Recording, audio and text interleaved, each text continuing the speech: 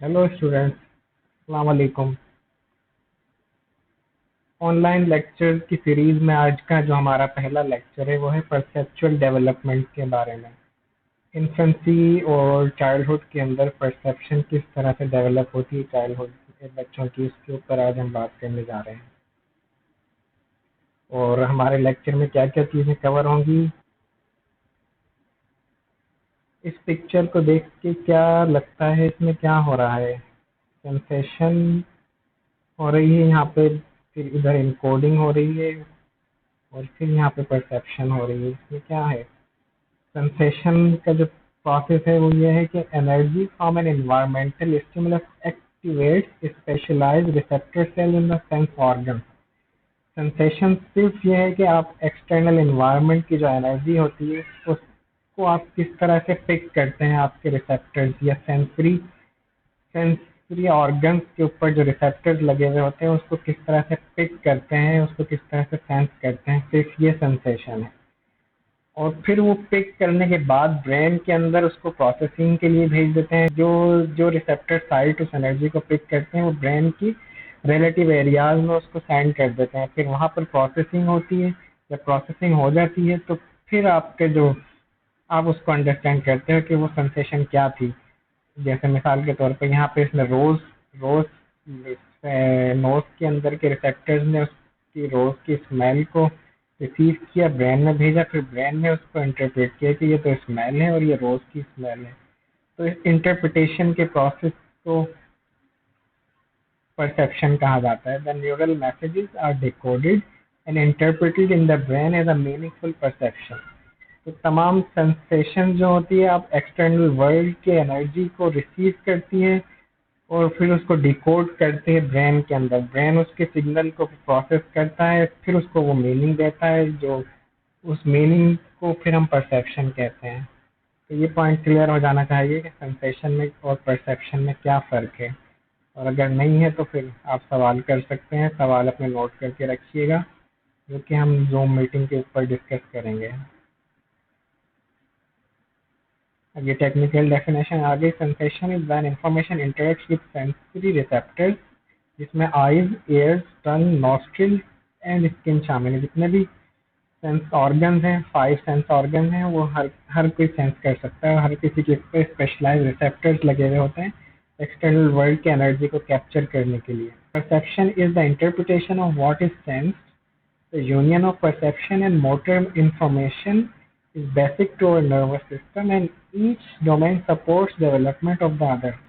एक तो ये कि इंटरप्रिटेशन है जो भी सेंस किया उसकी, और परसेप्शन और मोटर डेवलपमेंट एक दूसरे के साथ लिंक है। वो किस तरह से लिंक है जो कि हम आगे डिस्कस करने वाले हैं। साइंटिस्ट स्टडी किस तरह से करते हैं इन सेंस को, क्योंकि बच्चे तो बहुत छोटे होते हैं, वो रिसर्चर्स की बातों का जवाब नहीं दे सकते वर्बली। तो रिसर्चर्स ने कुछ डिफरेंट वेज अडॉप्ट किए हुए हैं जिससे वो परसेप्शन को स्टडी करते हैं इन्फेंट्स की, जिसको हम काफ़ी हद तक पिछले लेक्चर्स के अंदर देख भी चुके हैं।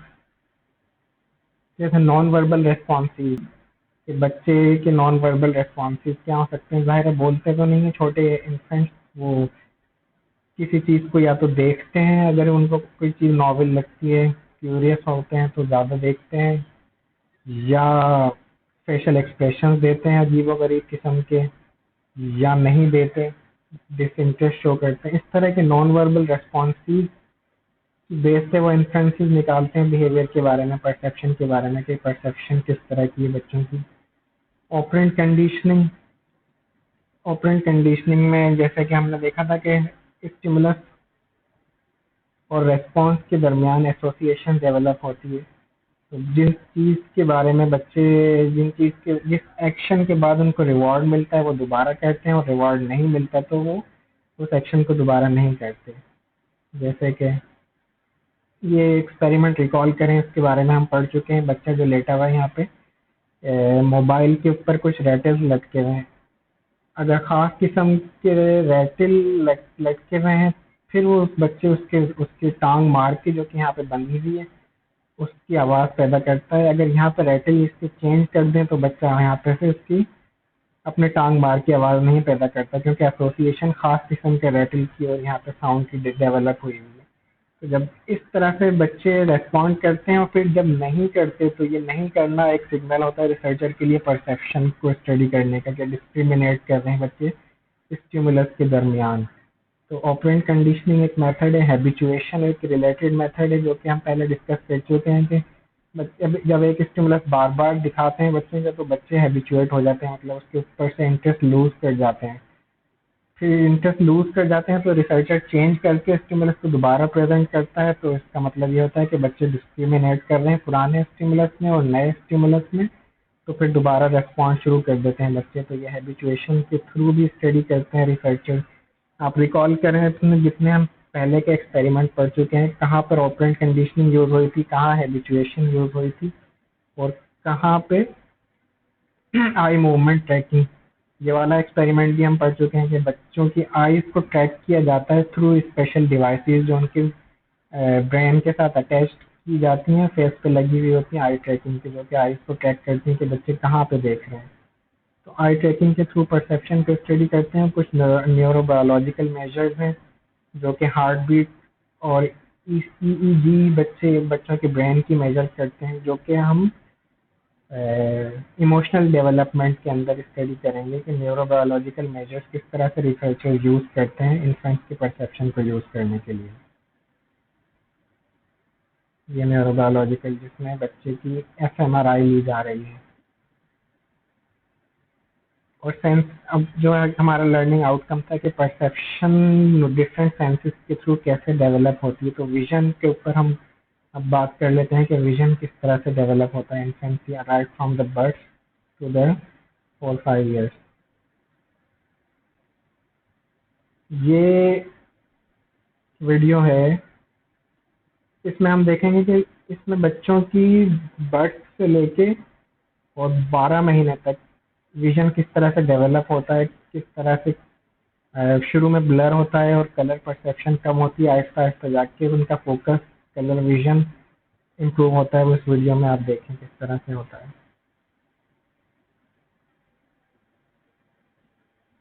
1 month 2 month या आहिस्ता आहिस्ता कलर भी बेहतर हो रहे हैं और उनका फोकस भी बेहतर होता चला जा रहा है। आखिरकार 12 months में जाके ये बच्चे बिल्कुल क्लियर देख सकते हैं पीछे के कुछ डिस्टेंस का। वो कितना क्लियर देखते हैं वो अब हम आगे जाके डिस्कस करेंगे।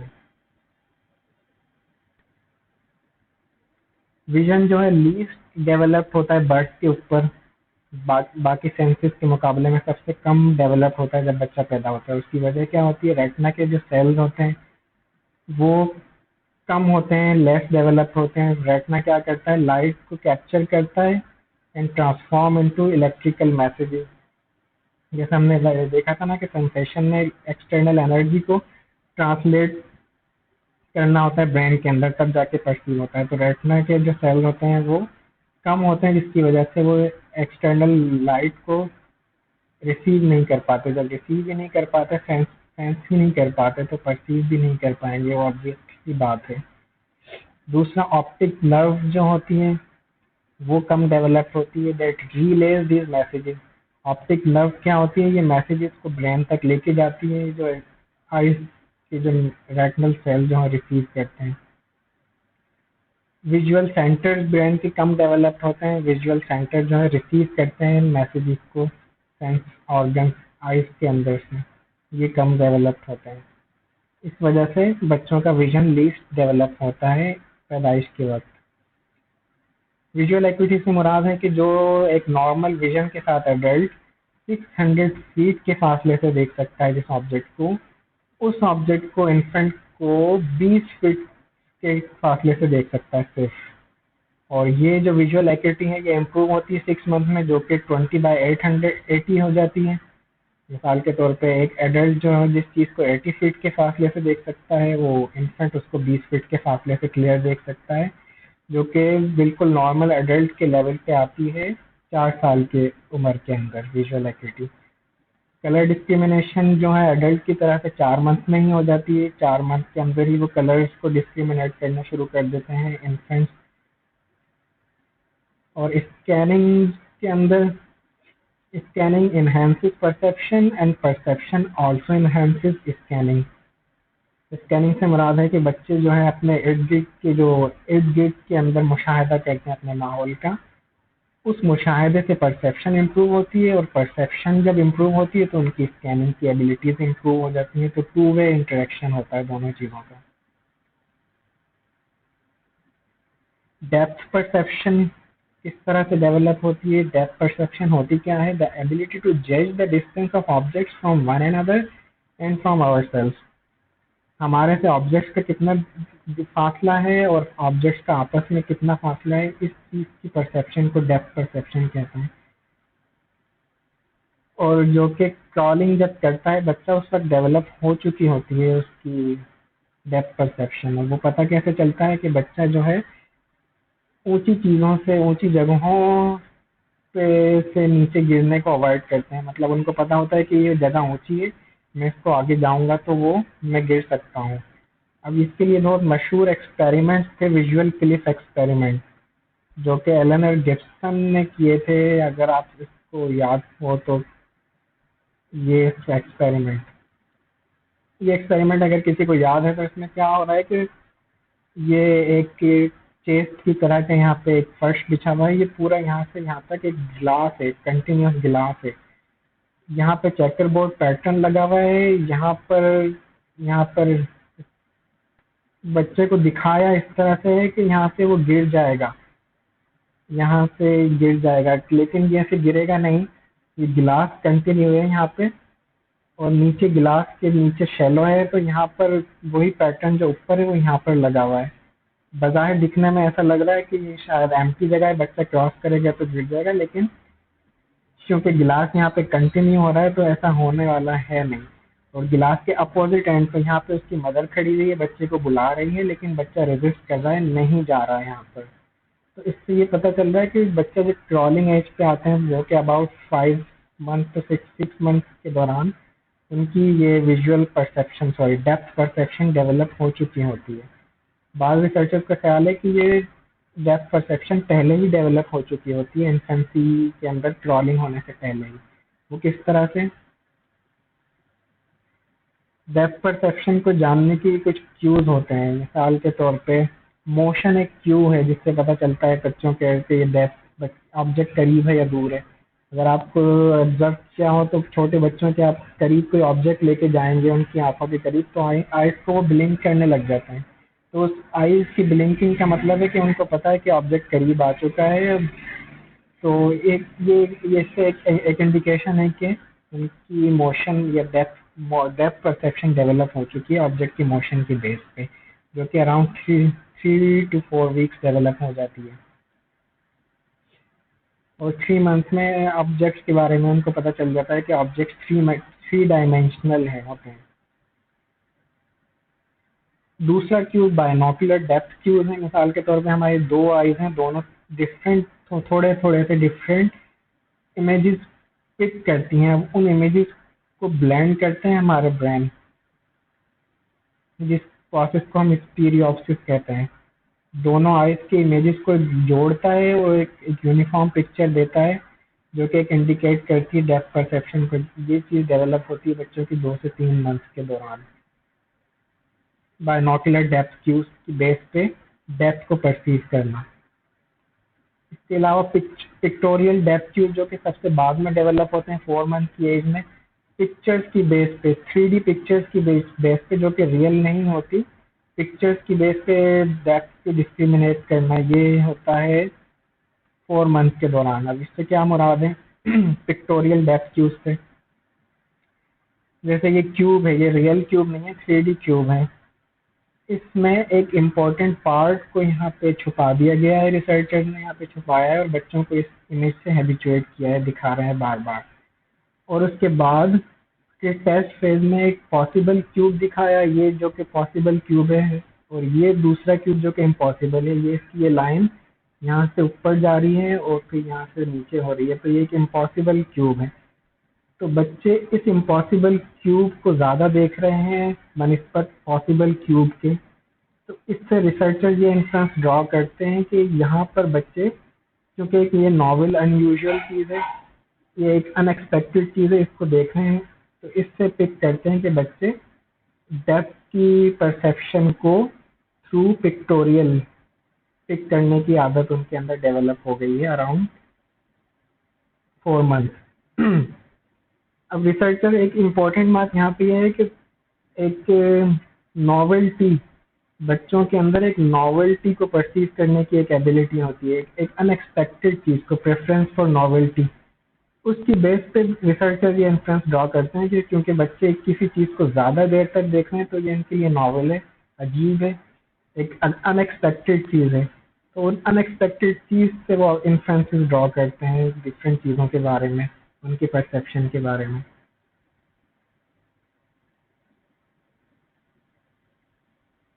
ऑब्जेक्ट परसेप्शन के अंदर फिर कुछ रूल हैं जैसे साइज कॉन्स्टेंसी।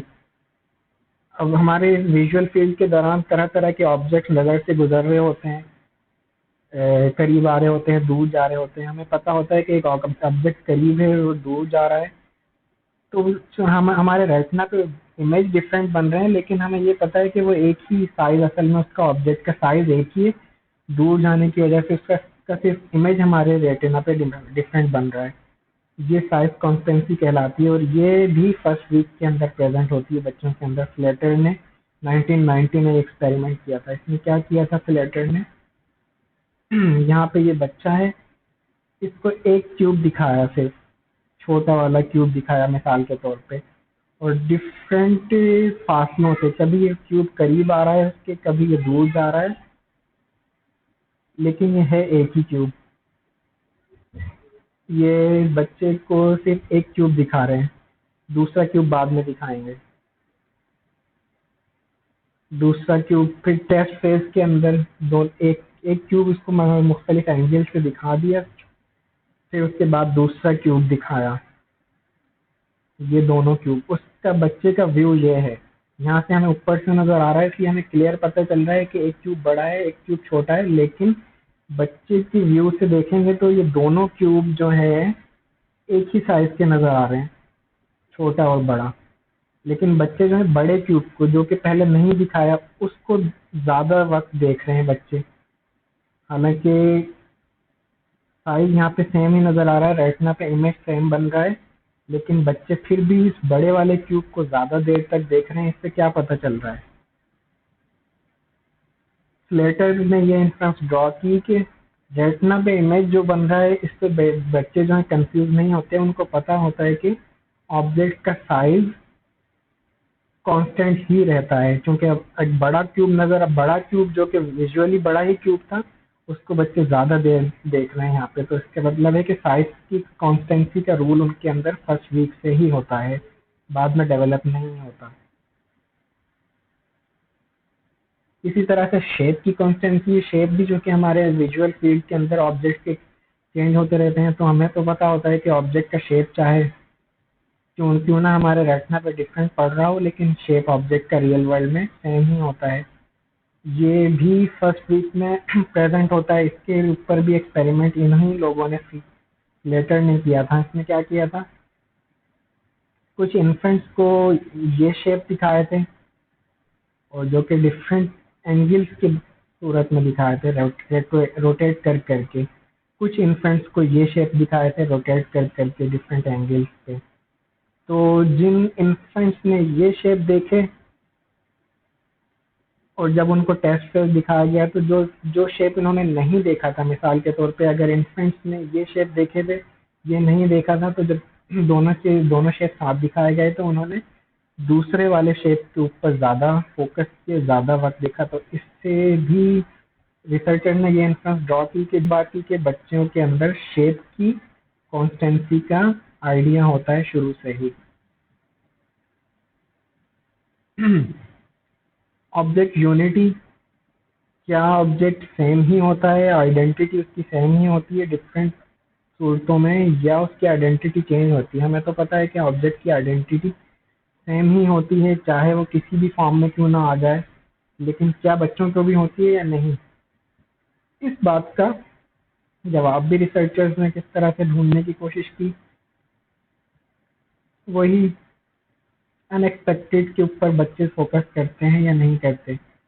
उन्होंने क्या किया, एक ऑब्जेक्ट है बैकग्राउंड जिसके ऊपर ये कुछ टेक्सचर बना हुआ है, ब्लू के ऊपर व्हाइट डॉट्स बने हुए हैं और उसके ऊपर रेड जो है rod diagonal red rod move कर रही है left to right, right to left, लेकिन उसके ऊपर बीच में एक ये ब्लू ऑब्जेक्ट छुपाया हुआ है, इसके इस ऑब्जेक्ट के पीछे मूव कर रही है। ये इन्होंने हैबिचुएट किया इन्फेंट्स को। फिर उसके बाद कंप्लीट रॉड दिखाई मूव होती हुई, और दूसरे में उन्होंने ब्रोकन रॉड दिखाई जो कि यहाँ से खाली है, जहाँ पे से ब्लू ऑब्जेक्ट था, ब्लू ऑब्जेक्ट हटा के मूव करते हुए दिखाया।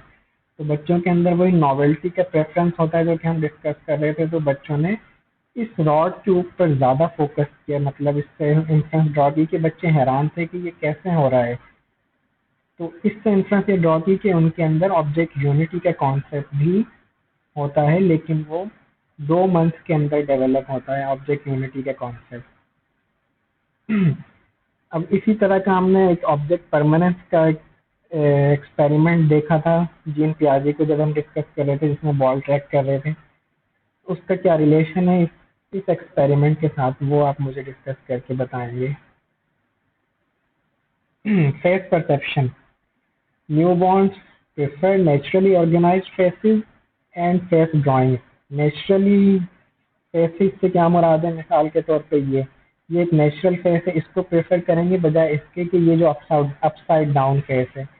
अब इसी तरह से ये एक अगर सिंबॉलिक हम बात करें तो इस सिंबल को प्रेफर करेंगे क्योंकि ये क्लोजर है ह्यूमन फेस से बजाय इसके। तो बच्चे ये नेचुरली अकरिंग फेसेस क्यों प्रेफर करते हैं, इसकी क्या रीज़न है। कुछ रिसर्चर कहते हैं क्योंकि बच्चों का इंटरेक्शन ह्यूमन फेसेस से शुरू से ही हो जाता है, तो वो एक्सपेक्ट करते हैं कि इसी तरह के पैटर्न उनको नजर आएंगे।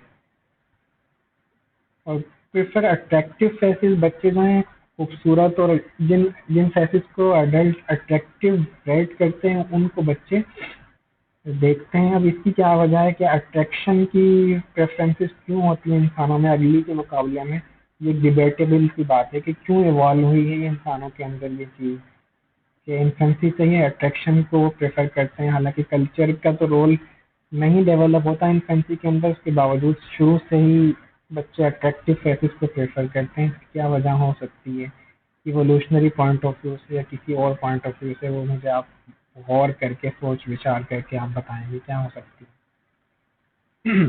2 मंथ के अंदर प्रेफर करते हैं अपने मदर्स के फेस को बजाय इसके कि दूसरों के फेसेस को। 3 मंथ के अंदर फाइन डिस्टिंक्शन वो पैदा करना शुरू कर देते हैं सिमिलर लुकिंग स्ट्रेंजर्स के दौरान। मिसाल के तौर पे स्ट्रेंजर्स अगर वो आइडेंटिकल लुकिंग ही क्यों ना हो, लेकिन उनके अंदर इस फेसेस को क्रिटिकली डिस्टिंग्विश करने की एक सलाहियत पैदा हो जाती है 3 मंथ के अंदर बच्चों के अंदर। 5 मंथ के अंदर फेसेस के अंदर से वो इमोशंस को भी पिक करना शुरू कर देते हैं कि कौन सा फेस हैप्पी है, कौन सा फेस सैड है। और 3 to 6 मंथ में रेशियल प्रेफरेंस डेवलप हो जाती है। रेशियल प्रेफरेंस से मुराद है कि अपने कौम के लोगों की एक तरफ उनकी एक इन ग्रुप फेवरेटिज्म पैदा हो जाती है। मिसाल के तौर पे वो प्रेफर करते हैं अपने से सिमिलर लोगों के फेसेस को देखना बजाय इसके कि जो कि उनसे सिमिलर ना हो। अब ये चूंकि आजकल हमारे पास रेसिज्म का मसला चल रहा है अमेरिका के अंदर, अब इस बात की क्या इम्प्लीकेशन हो सकती है कि चूंकि 3 से 6 महीने के बच्चे ही अगर रेसिज्म के शिकार हैं, रेसिज्म के शिकार इस तरह से नहीं है कि वो नफरत कर रहे हैं दूसरी रेसों से, शिकार से मुराद ये है कि वो प्रेफर कर रहे हैं अपनी रेस के फेसेस को दूसरी रेस के मुकाबले में। मिसाल के तौर पे अगर वाइट बच्चे हैं तो वाइट फेसेस को प्रेफर कर रहे हैं ब्लैक्स के मुकाबले में, अगर ब्लैक बच्चे हैं तो वो ब्लैक फेसेस को प्रेफर कर रहे हैं वाइट के मुकाबले में। तो क्या यही चीज़ तो कहीं रेसिज्म की तरफ नहीं ले जाती आखिर में, जब इसी के अंदर फिर मजीद मॉडिफाई करके नफरत का एलिमेंट आ जाता हो, या ये चीज़ इतनी इम्पोर्टेंट नहीं है। अगर नहीं है तो क्यों प्रेफर कर रहे हैं बच्चे अपने रेस के फेसेस को। लेकिन इसको फिर कम भी किया जा सकता है इस इन ग्रुप फेवरेटिज्म को। रिसर्चर कहते हैं कि अगर बच्चों का इंटरेक्शन दूसरी रेस के फेसेस के साथ भी होता रहे डेवलपिंग ईयर्स में, मिसाल के तौर पे अगर गोरे बच्चे हैं तो अगर ब्लैक्स के साथ उनके पेरेंट्स का उनके फैमिली के साथ इंटरेक्शन होता रहे, तो ये जो इन ग्रुप फेवरेटिज्म वाली बायस है ये बच्चों के अंदर मिनिमाइज हो जाती है। इस बात की क्या इम्प्लीकेशन है वो आप सोचिएगा। टच का sense well developed at birth होता है, बच्चों को अच्छे से पता होता है कि टच हो रहा है, और टच के साथ साथ stimulate physical growth and emotional bond. जब मदर और उसका इन्फेंट एक दूसरे को टच करते हैं तो एक ऑक्सीटोसिन नाम का केमिकल रिलीज होता है मदर के उसके अंदर, ब्रेन के अंदर, जिससे उनका इमोशनल बॉन्ड डेवलप होता है। और बच्चे सेंसिटिव होते हैं पेन के अंदर, पेन की तरफ बर्थ के वक्त। और जो कि हमें पता चलता है मेल्स की जब सर्कमसिशन होती है, जिसको खतना कहते हैं, उनके सेक्स ऑर्गन को जब काटा जाता है उसके कुछ पार्ट को, तो वो शदीद पेन फील करते हैं। पहले ये ख्याल किया जाता था कि शायद बच्चों को पेन नहीं होता, लेकिन ये बात गलत थी, पेन बच्चों को शदीद होता है। अब इसी वजह से जब उनकी सर्कमसिशन होती है तो उनको लोकल एनेस्थीसिया दिया जाता है, जिससे उनका पेन कम हो जाता है। लेकिन बहरहाल होता फिर भी ये बच्चों के अंदर, इन्फेंट्स के अंदर पेन जब सर्कमसिशन होती है उनकी।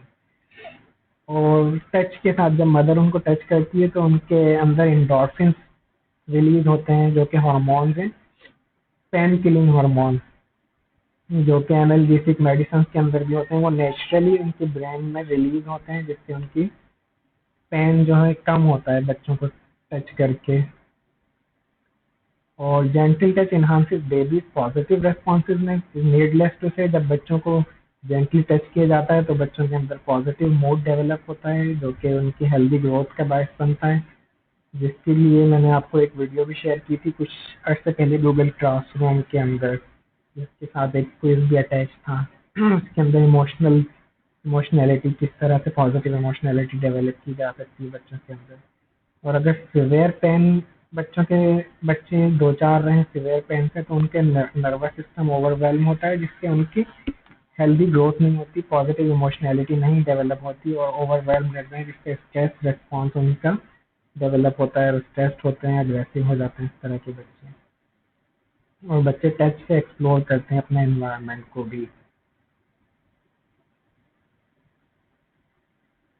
टेस्ट एंड स्मेल के बारे में देख लेते हैं। Newborns can distinguish sweet, sour and bitter taste. शुरू शुरू में सिर्फ 3 टेस्ट को भी वो डिफरेंशिएट कर पाते हैं। हम ऑर्डर प्रेफरेंसेस आप प्रेजेंट टू, खुशबू की या बदबू की प्रेफरेंसेस भी बच्चों के अंदर मौजूद होती हैं। मिसाल के तौर पे अगर बच्चे बनाना या चॉकलेट स्मेल करें तो वो रिलैक्स एक्सप्रेशन देते हैं, अगर वो रॉटन एग, सड़े हुए अंडे स्मेल करें तो फ्राउन लुक देते हैं। ये भी स्टडी की थी रिसर्चर्स ने। मदर के ब्रेस्ट की स्मेल को प्रेफर करते हैं 1 घंटे बाद ही पैदाइश के। वो किस तरह से, मिसाल के तौर पे मदर के ब्रेस्ट में से एक ब्रेस्ट को अगर वॉश किया जाए तो वो वॉश ब्रेस्ट के बजाय जो कि अनवॉश ब्रेस्ट है उसकी तरफ जाके वो निपल सक करते हैं। इसका मतलब ये होता है कि उनके अंदर मदर के ब्रेस्ट पे स्मेल करने की भी सलाहियत पैदा होती है, पैदा उसके साथ ही पैदा होते हैं, जो कि एक घंटे बाद ही मैनिफेस्ट होना शुरू हो जाती है। और as 4 days prefer their mother's breast smell over another unfamiliar breastfeeding woman। दूसरी ब्रेस्ट फीडिंग वुमन और अपनी मदर के अंदर भी वो डिफ्रेंशिएट कर सकते हैं सिर्फ 4 दिन के बाद ही। उनको पता चल जाता है कौन मेरी मदर है और कौन मेरी मदर नहीं है, हालांकि वो दूध पिला रही है उसके बावजूद भी। Attach to human milk than formula milk. Study ये भी कहती है कि बच्चे ह्यूमन मिल्क प्रेफर करते हैं फार्मूला मिल्क के मुकाबले में। हेयरिंग का सेंस के बारे में डिस्कस कर लेते हैं। इनएफिशिएंट एट बर्थ होता है, लेकिन इम्प्रूव होता चला जाता है फ्यू मंथ्स के अंदर। After 3 days turn head toward general direction of the sound. 3 दिन के बाद ही साउंड की डायरेक्शन की तरफ बच्चे मूव करना शुरू कर देते हैं अपने हेड को, जिससे ये पता चलता है कि उनको ये सेंस है कि कहाँ से आवाज़ आ रही है, उसकी तरफ अपने गर्दन को डायरेक्ट करने की कोशिश करते हैं। और 6 से 12 मंथ के दरमियान discriminate between human speech which help in language learning. Human speech को डिस्क्रिमिनेट करना शुरू कर देते हैं 6 से 12 मंथ में, जिससे उनकी लैंग्वेज की लर्निंग होती है। अब एक उनके अंदर स्टेटिस्टिकल लर्निंग कैपेसिटी होती है, जिससे मुराद क्या है कि they analyse speech for pattern, the recurring sound sequences, those whose meaning they learn later। Speech को वो एनालाइज करते हैं और उसके स्पीच के अंदर पैटर्न को वो पिक करने की कोशिश करते हैं कि इंसान जो वो बोल रहे हैं उसमें से पैटर्न पिक करते हैं, उन पैटर्न को पिक कर लेते हैं। उनकी मीनिंग नहीं समझ में आ रही होती लेकिन वो मीनिंग बाद में असाइन करना शुरू कर देते हैं। तो इसको स्टेटिस्टिकल लर्निंग कैपेसिटीज कहते हैं कि पैटर्न को पिक करते हैं वो स्पीच के अंदर से। हालांकि स्पीच मीनिंगलेस है लेकिन पैटर्न वो पिक करने की सलाहियत उनके अंदर होती है बच्चों को, जो कि उनको लैंग्वेज की डेवलपमेंट में हेल्प करती है। Also attend to regularities in word sequences, इसी तरह से वर्ड्स की सीक्वेंसेस को भी वो परसीव करते हैं, जो कि उनकी वोकेबलरी के अंदर और ग्रामर के अंदर हेल्प करती है आगे जाके। उसके भी वो पैटर्न्स को पिक करते हैं कि कौन से वर्ड्स आपस में क्लोजली लिंक्ड हैं, कौन से वर्ड्स आपस में इंसान क्लोजली लिंक करके बोलते हैं, उनको भी वो पैटर्न्स को पिक कर रहे होते हैं। Infants receive much support from other senses in analyzing speech. अब स्पीच की परसेप्शन में सिर्फ हेयरिंग का ही अमल दखल नहीं होता, दूसरे सेंसेस को भी वो यूज कर रहे होते हैं। मिसाल के तौर पे वो जब सुन रहे होते हैं आवाज को तो वो मदर के फेसेस को भी वो देख रहे होते हैं, तो इसका मतलब है कि विजन भी इन्वॉल्व होता है उनकी स्पीच परसेप्शन के अंदर, जिसको कि हम आगे जाके देखते हैं कि इंटरमॉडल परसेप्शन कहते हैं। सेंसरी मोडेलिटीज को वो लिंक कर रहे होते हैं, मिसाल के तौर पे हियरिंग को और विजन को लिंक करके उनको इंटीग्रेट करके परसीव करना है, इसको इंटरमॉडल परसेप्शन कहते हैं। अब ये इंटरमॉडल परसेप्शन भी जो होती है कब से शुरू हो जाती है? प्रेजेंट एट बर्थ, बर्थ से ही प्रेजेंट होती है ये इंटरमॉडल परसेप्शन। ऐसा नहीं है कि ये कॉग्निशन के साथ डेवलप होती है, ब्रेन की मैच्योरिटी के साथ नहीं, बल्कि बर्थ के वक्त ही ये चीज़ इंसानों के अंदर मौजूद होती है कि सेंसेस को इंटीग्रेट करके परसीव करना, जिसकी एग्जांपल हमने अभी देखी थी कि 3 से 4 मंथ में ही, सॉरी 3 से 4 दिन के अंदर ही बच्चा साउंड की डायरेक्शन में अपने हेड को मूव करने की कोशिश करता है। इसका मतलब है कि उसको हेयरिंग के साथ अपने मूवमेंट को वो डायरेक्ट कर रहा है, दो मॉडलिटीज को मिला के परसीव कर रहा है। 3 to 4 months match faces with voices based on lip voice synchrony, emotional expression, and even age and gender of the speaker. 3 से 4 मंथ के अंदर ही वो मैच करना शुरू कर देते हैं फेस के साथ वॉइस को और वॉइस के साथ जेंडर को। मतलब एक्सपेक्ट कर रहे होते हैं कि ये जेंडर अगर मेल है तो इसकी वॉइस जो है मेल वाली ही होनी चाहिए, फीमेल वाली नहीं होनी चाहिए। इस तरह की एक्सपेक्टेशन उनकी 3 से 4 मंथ के अंदर डेवलप हो जाती है। 4 से 6 मंथ में क्या होता है? Perceive and remember the unique face voice pairing of unfamiliar adult. अब नेचर और नर्चर डिबेट के ऊपर हम डिस्कस कर लेते हैं कि परसेप्शन के अंदर नेचर का क्या रोल है, नर्चर का क्या रोल है। नेटिविस्ट जो होते हैं वो क्या कहते हैं? The ability to perceive the world in a competent organised way is inborn और इननेट। कि हम एक ऑर्गेनाइज्ड वे के अंदर जो चीज़ों को परसीव कर रहे होते हैं, ये हमारी एबिलिटी इनबॉर्न है, इननेट है। ये हमारे ब्रेन के साथ एसोसिएटेड नहीं है, बल्कि हम इस चीज़ के साथ बॉर्न हुए हैं। बच्चे इस चीज़ के साथ बॉर्न हुए हैं कि वो बचपन से ही अपने परसेप्शन को ऑर्गेनाइज कर सकें। On the other hand cognitive constructivist जो व्यू है, जो कि ये कहता है कि जिसको दूसरे अल्फाजों में एम्पिरिसिस्ट भी कहते हैं, परसेप्शन इज इनडायरेक्ट।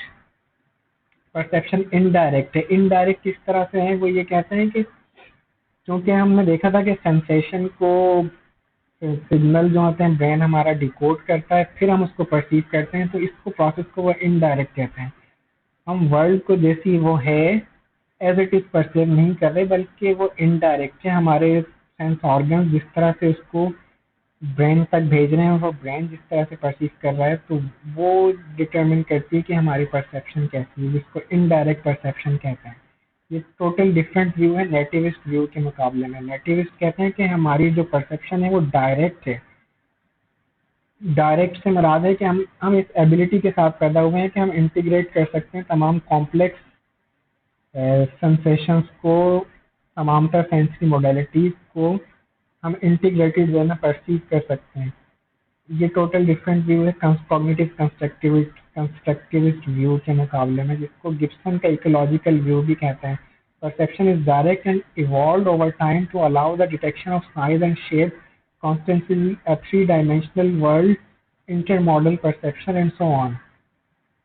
अब रिकॉल करें जो हम पहले जिन चीज़ों को डिस्कस कर चुके हैं, जैसे size constituency, shape constituency, intermodal perception. Cognitive constructivist कहते हैं कि जैसे जैसे हमारा एक्सपीरियंस बढ़ता है, हमारा ब्रेन सीखता है उन चीज़ों को इंटीग्रेट करना। लेकिन इकोलॉजिकल व्यू कहता है कि नहीं, हम इस एबिलिटी के साथ ही बॉर्न हुए हैं कि हम डायरेक्टली परसीव करें इन चीज़ों को। हमारा ब्रेन इवॉल्व ही इस तरह से हुआ है कि हम इनडायरेक्ट नहीं बल्कि डायरेक्ट परसीव करें इन चीज़ों को। तो आई होप कि ये पॉइंट क्लियर है, नेचर और नर्चर का क्या रोल है, और कॉग्निटिव कंस्ट्रक्टिविस्ट व्यू क्या कहता है, और गिब्सन का इकोलॉजिकल व्यू क्या कहता है नेचर और नर्चर के बारे में और परसेप्शन के बारे में। तो ये था आज का हमारा लेक्चर। अब इस लेक्चर से रिलेटेड जो भी आपके सवाल हो आप उनको नोट करके रख लिए होंगे आई होप, जो कि हम जूम की क्लास पे डिस्कस करेंगे। और कुछ सवाल मैं गूगल क्लासरूम पे छोड़ दूंगा जिसको आप डिस्कस करेंगे, और उस डिस्कशन में डिटरमिन करेगा कि आपकी अटेंडेंस काउंट होती है या नहीं काउंट होती। तो हाफ अटेंडेंस तो आपकी इस लेक्चर को देख के काउंट हो जाएगी, बाकी हाफ के लिए आपको थोड़ी सी स्ट्राइव करना पड़ेगा। Okay, thank you for watching. अल्लाह हाफिज़।